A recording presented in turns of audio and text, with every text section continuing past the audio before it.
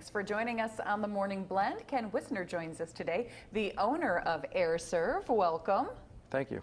So it has been really hot, and it just doesn't seem like it's ever going to let up. So I'm sure air conditioners are probably working overtime, which leads me to, is it better when it comes to an air conditioning unit?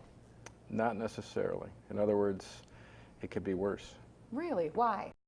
Well, there's a lot of reasons, but one is it's just the first cost. You're paying more than you need to. If it's too oversized, then they tend to, the term would be short cycle, comes on and goes off rapidly, or too quickly. Mm-hmm.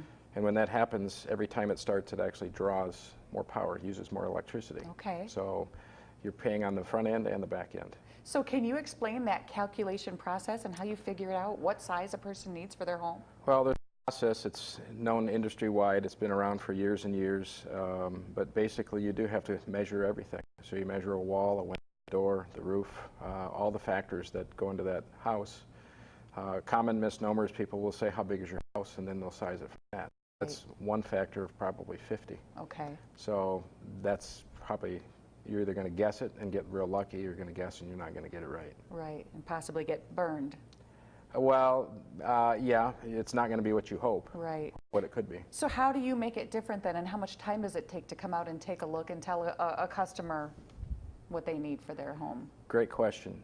I can tell you it's not 5 minutes. Depending on the complexity of the house, the size of it, some houses, as you would guess, have more than one. Mm-hmm. But it could be anywhere from half an hour to 45 minutes to a few hours. Right. So it's just, again, if you don't take the time to do it. That makes sense. Now, what can result from having a system that's too large or maybe even too small? Well, too large, a couple of things. Too large, as I mentioned already, as far as the power consumption, short cycling and things like that. It may not dehumidify well enough. Okay. So it would be a colder, kind of a clammy feeling. And part of the air conditioning process, when sized correctly, it does dehumidify. So that would be on too large. That would be one of the examples. If it's too small, it'll just run. I would contend most likely too small would be better than too big. Okay. So it'd be do less harm.